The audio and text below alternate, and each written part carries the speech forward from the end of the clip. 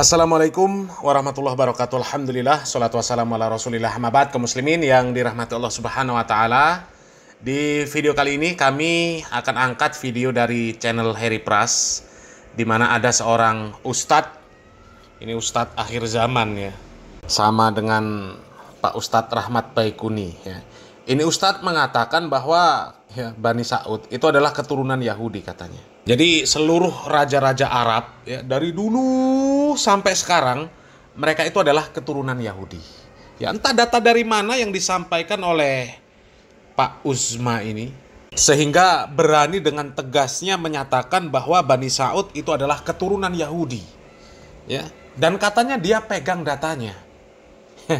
Coba kita simak dulu videonya kaum muslimin. Ada pembahasan yang sangat menarik teman-teman, yang dimana Ustadz akhir zaman memberikan informasi yang bisa mengarah pada pemfitnahan, informasi palsu begitu ya, atau berita hoax. Di sini beliau memberikan kesaksian yang dimana kesaksiannya tidak bisa dipertanggungjawabkan, meskipun beliau mengatakan ada berita valid. Dan saya tidak percaya begitu saja teman-teman, karena kalau hanya sekedar ungkapan, bisa saja itu suatu yang mengada-ngada, yang dimana memberitakan tentang Bani Saud, yang dimana Bani Saud ini dikatakan sebagai keturunan Yahudi katanya. Apakah ini bisa dipertanggungjawabkan nanti? Di sini kita coba dengarkan dulu seperti apa pernyataan beliau, baru setelah itu kita bantah.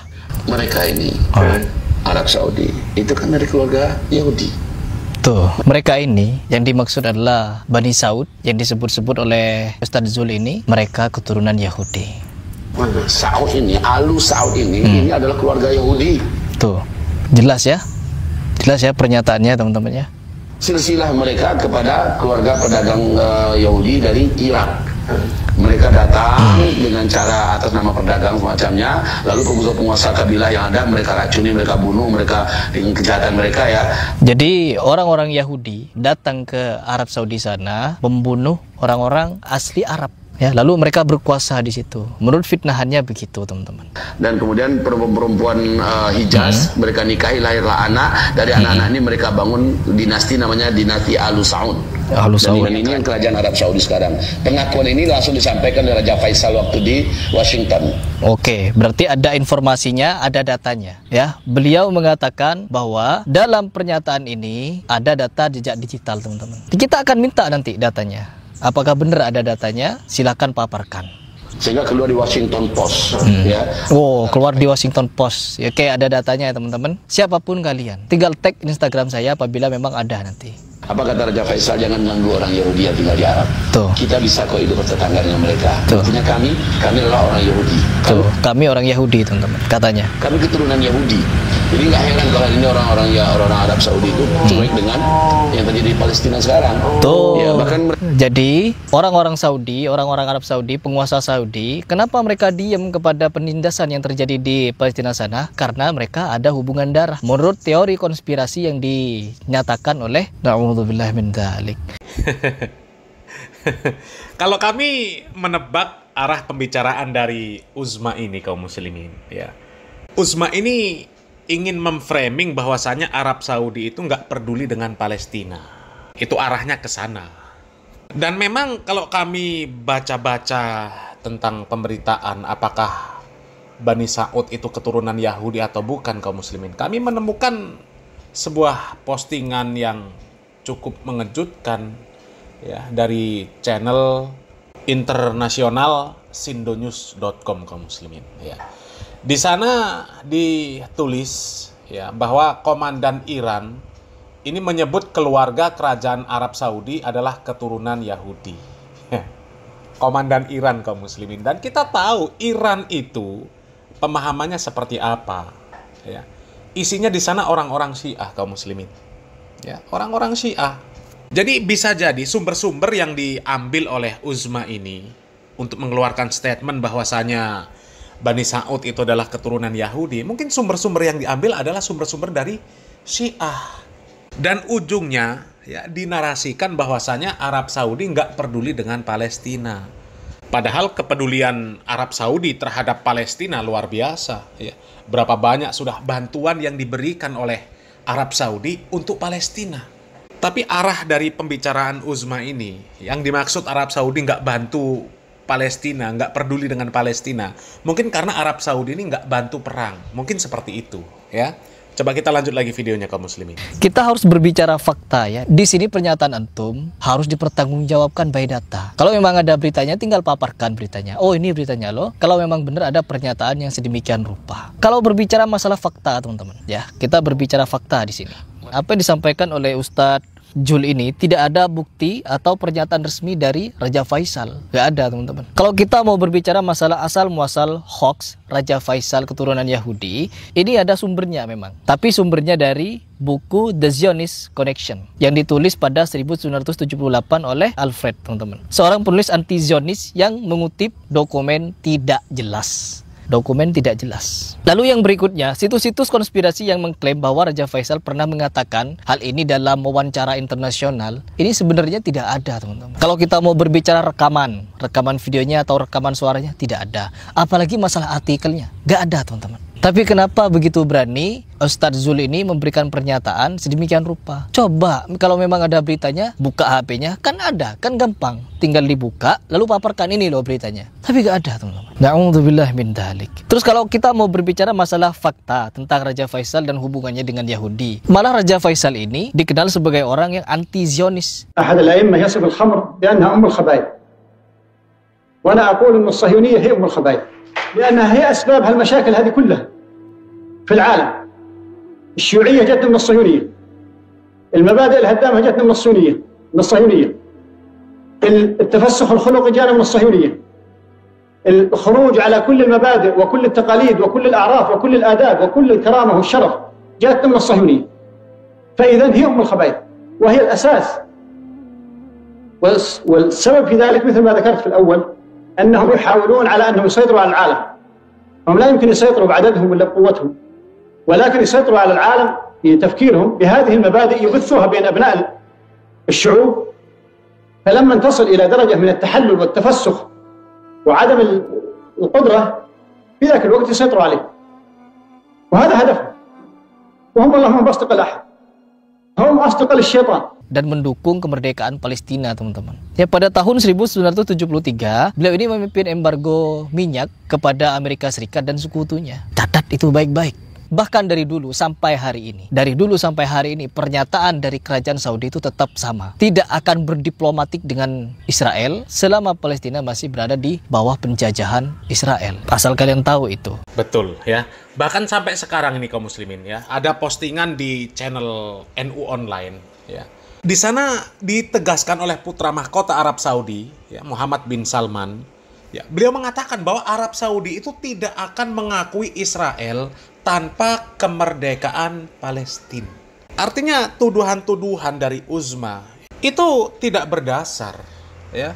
Secara tidak langsung kan Uzma ini menuduh bahwasanya Arab Saudi ini adalah pro-Yahudi Israel, ya, nggak peduli dengan Palestina. Ya, kan seperti itu kaum muslimin, ya.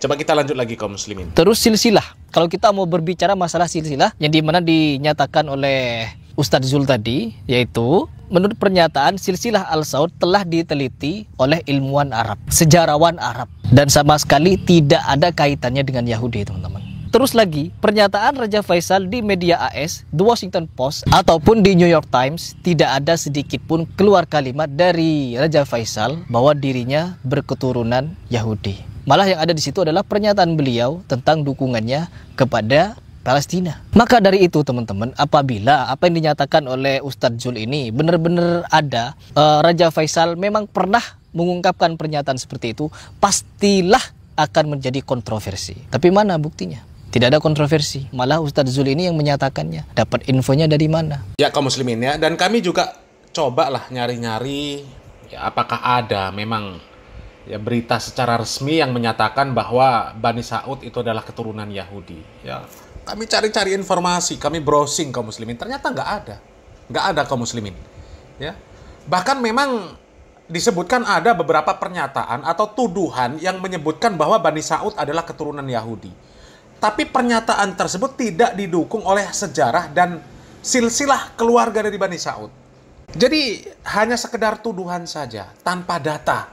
Ya, ya, contohnya seperti tadi kaum muslimin, tuduhan dari Komandan Angkatan Laut, ya, Korps Garda Revolusi Islam Iran, ya, dia menyatakan bahwa kerajaan Arab Saudi itu adalah keturunan Yahudi. Akan tetapi pernyataan dari orang tersebut, ya, itu tidak didasarkan pada data-data yang valid. Ya. Kalau ada datanya kan ya seperti yang disampaikan Mas Heri Pras tadi, ya. Kalau ada datanya ya tinggal dicuplikkan, ya, disertakan ini datanya. Tapi komandan Iran tadi pun nggak pernah menjelaskan, nggak pernah memberikan bukti yang valid bahwa Bani Saud itu adalah keturunan Yahudi. Ya, kalau analisa kami ya memang pengennya memprovokasi. Memang ya disebutkan oleh para tokoh-tokoh Aswaja sendiri pun ya bahwasanya yang paling memusuhi Arab Saudi itu ya orang-orang Syiah. Termasuk ya itu tadi ya, komandan dari Iran tadi. Coba kita lanjut lagi kaum muslimin. Tuduhan-tuduhan keji ini dapat dari mana informasi? Diminta datanya. Bisa gak menghadirkan datanya? Nanti beralasan atau beralibi yang macam-macam. Na'udzubillah. Ya Allah. Sangat-sangat jelas teman-teman, orang-orang Syiah, orang-orang HTI, Ikhwanul Muslimin, ataupun orang Sufi memusuhi Arab Saudi semua. Kenapa memusuhi Arab Saudi? Karena satu, pengakuan dari orang Syiah. Pengakuan orang Syiah bahwa apabila kalian ingin memberantas orang-orang Wahabi dari negerimu, maka dukunglah Sufi. Karena sungguhnya Sufi adalah jembatannya Syiah. لكن الوهابية لا عندهم الصوفية، ولذلك إذا تريد أنك تنظف منطقة من الوهابية فقوي الصوفية. الاتجاه الصوفي عدو طبيعي للوهابية ونحن في هذا نتعاون معهم. Ismail Haniyeh, dia mengaku sendiri bahwa dirinya Sufi. محافظة بشكل عام. والله النشأة أستطيع أن أقول أنها نشأة دينية. أولا والدي كان من الصوفيين، يعني وهو كان شيخ طريقة. هذا لافت. نعم نعم. شيخ طريقة صوفي. شيخ طريقة صوفي، وكان طبعا يستضيف بشكل دائم المشايخ وحلقات الذكر وهو كما قلت يعني هو شيخ طريقة. Perhatikan baik-baik Sufi, yang dimana Sufi diagung-agungkan, dipuja-puji oleh orang-orang Syiah. Dan orang Sufi pun memuja-muji orang Syiah. Bahkan tidak segan mereka ini untuk sholat di belakang Syiah, seperti Ismail Haniyeh. Dan kroco-kroco hama ini gak segan mereka teman-teman mengatakan di depan publik negara Islam Iran, negara kafir Rafidah, majusi Iran dinyatakan negara Islam oleh kroco-kroco hama ini. Tidak berhenti sampai di situ. Hizbus Syaiton dianggapnya sebagai mujahidin. Matinya syahid, berarti surga tempatnya, fil jannah. Tapi kata orang-orang Syiah, Abu Bakar, Umar, Utsman, Aisyah dan para sahabat Muhajirin Ansor semuanya finnar. Asyhadu anna Aba Bakr wa Umar. Asyhadu anna Aba Bakr wa Umar. Wa Uthman. Wa Uthman. Wa Aisyah wa Hafsah. Wa Aisyah wa Hafsah. Finnar. Finnar. Aisyah finnar. Aisyah finnar. Aisyah finnar. Aisyah finnar. Semua sahabat finnar, tapi apa? Orang-orang Syiah fil jannah, masuk surga, syahid. Kata kroco-kroco hama. Tidakkah kalian sakit hati ketika melihat orang-orang Syiah, anak-anak kecil Syiah, Aisyah finnar, Aisyah finnar, Ummul Mukminin, dan mereka membenci Arab Saudi? Karena apa? Ada pernyataannya. Kembali lagi pada pembahasan, tidak ada bukti yang konkret mengenai historis bahwa Raja Faisal menyatakan dirinya keturunan Yahudi. Gak ada teman-teman. Saya tantang Ustaz Zul untuk mendatangkan beritanya atau bukti jejak digitalnya, entah berupa artikel ataupun berupa video. Kalau ada, ditunggu Ustaz. Tidak pernah membantu katanya. Di mana-mana para petinggi Saudi teman-teman meneriakkan agar stop konflik. Tapi orang-orang Syiah no stop. Dia ingin terus perang. Karena apa? Gagal menguasai Suriah. Orang Syiah Rafidah terkutuk, terlaknat, majusi Iran gagal menduduki Suriah. Biar kalian tahu, tujuan orang Syiah Rafidah membantai, membumi hanguskan orang-orang Sunni. Diingat itu. Tidak ada berbicara kemanusiaan, gak ada yang namanya Syiah Rafidah memiliki rasa kemanusiaan kepada umat Sunni. Gak ada.